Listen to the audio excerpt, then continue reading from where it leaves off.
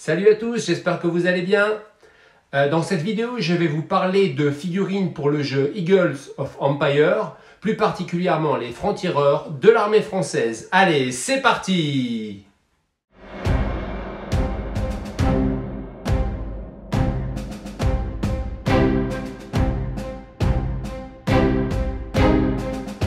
On se retrouve à l'atelier pour découvrir ensemble le set de figurines des francs-tireurs appartenant à l'armée française. Je remercie tout particulièrement Eagles of Empire qui m'a envoyé gracieusement ces figurines. Déjà, ce qui me plaît immédiatement, c'est l'absence de boîte, remplacée par une pochette d'emballage permettant un gain de place dans les colis pour les envois postaux ou pour le stockage dans nos ateliers, pour ceux qui, comme moi, ont une pile énorme de figurines en attente de peinture.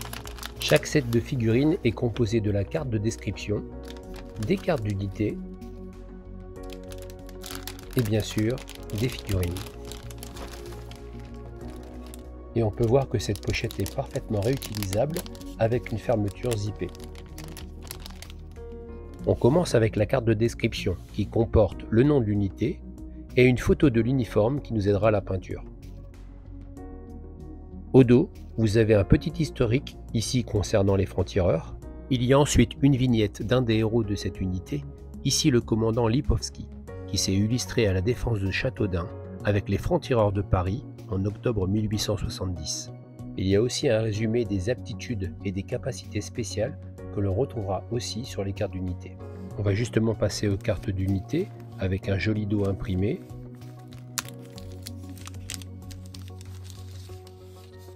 On a une carte d'unité par escouade de 7 figurines. Sur chaque carte, on retrouve la capacité de mouvement, ici de 8 pouces, la distance de tir de 27 pouces pour le chasse-peau, le fusil français, la puissance de feu qui est de 2 dés de 6, une valeur de charge de 1 dé de 6, une valeur de défense de 2 dés de 6, une force d'unité de 3 qui permettra à l'escouade de recevoir 3 touches avant d'être détruite. Et pour finir, les capacités spéciales, comme pour cette unité traverser les terrains difficiles, pouvoir rentrer dans un bâtiment, capacité d'escarmouche et aussi de connaissance du terrain. On va passer maintenant à la découverte des figurines en elles-mêmes. Ce set comprend des figurines en métal. Il y a exactement 2 escouades de 7 figurines, plus de quoi monter un socle d'officier avec 2 figurines, soit en tout 16 figurines.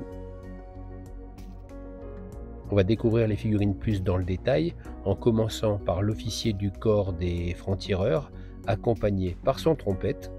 On peut voir sur ces figurines bien détaillées le fusil français utilisé depuis 1866, le fusil chasse-peau. Sur ces 2 figurines, on peut voir le sac à dos avec tout l'équipement de campagne. J'aime beaucoup le détail de la sculpture de ces figurines. Elles ont vraiment des poses très dynamiques, un peu comme si le temps s'était arrêté. Je n'ai pas du tout ébavuré les figurines, elles sont juste sorties de la pochette.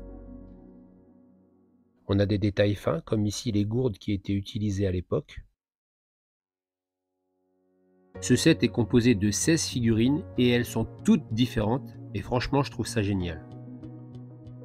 En regardant le détail et la finesse de la sculpture, je n'ai qu'une envie, c'est de peindre ces figurines. Cela me permettra aussi de vous proposer un tuto. Ces figurines sont sculptées à la main et un moule rotatif est utilisé pour la production. Dans le jeu Eagles of Empire, la escouade est composée de 7 figurines. Le système de soclage proposé est un socle de 3 figurines, puis 2 socles de 2 figurines. 2 escouades forment donc une section de 14 figurines. Le fait d'attacher un officier à la section permet d'utiliser des cartes de doctrine qui donnent des aptitudes supplémentaires. Donc si on veut faire un petit bilan, pour moi la sculpture, super. Les poses sont dynamiques et variées. Et je les trouve très réalistes aussi au niveau des uniformes. Et en plus le set contient 16 figurines, donc de quoi bien s'amuser. Le seul petit bémol, c'est que les figurines arrivent en vrac dans un petit sachet, et donc j'ai dû redresser quelques fusils. Mais cela n'enlève rien à la qualité de ce set et de ces figurines. Je n'ai qu'une envie, c'est de me monter une armée française pour affronter les Prussiens. Et si pour terminer cette vidéo, on se faisait un petit voyage dans le temps. Retour en 1870, je vais vous faire découvrir les francs-tireurs.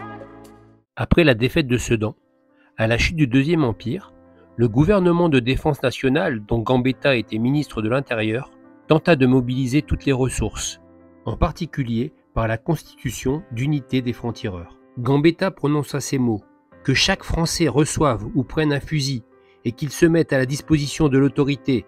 La patrie est en danger. » L'appel de Gambetta a eu un impact différent en fonction des régions. Le nord et l'est de la France, touchés directement par l'invasion, fournirent de nombreux francs-tireurs, comme les corps francs des Vosges ou les francs-tireurs d'Alsace.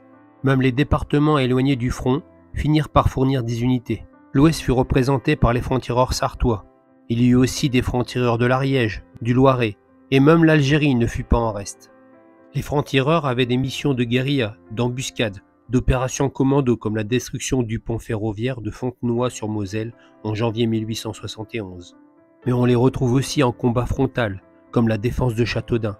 La force française retranchée dans cette ville avoisinait les 2000 hommes, 9 compagnies de francs-tireurs de Paris, une compagnie de Nantes, une compagnie de Cannes, 5 compagnies de la garde nationale de Châteaudun, une compagnie venant de Vendôme, s'opposèrent à 8000 Prussiens et 30 canons. Les défenseurs de Châteaudun étaient sous le commandement du comte Ernest de Lipovski. La bataille dura toute la journée, puis les Français durent abandonner la ville après avoir mis environ 3000 Prussiens hors de combat. En résumé, il n'est pas certain que l'incorporation des corps francs à l'armée régulière ait été une bonne idée sur le plan militaire. Ils furent certainement de précieux auxiliaires, mais ce fut au détriment d'une action de harcèlement qui aurait été sûrement plus dangereuse pour les Prussiens. Et voilà, la vidéo est terminée, j'espère qu'elle vous a plu. Si c'est le cas, n'hésitez pas à liker. On se retrouvera prochainement pour de nouvelles vidéos sur ce jeu Eagles of Empire. Et je vous dis à bientôt!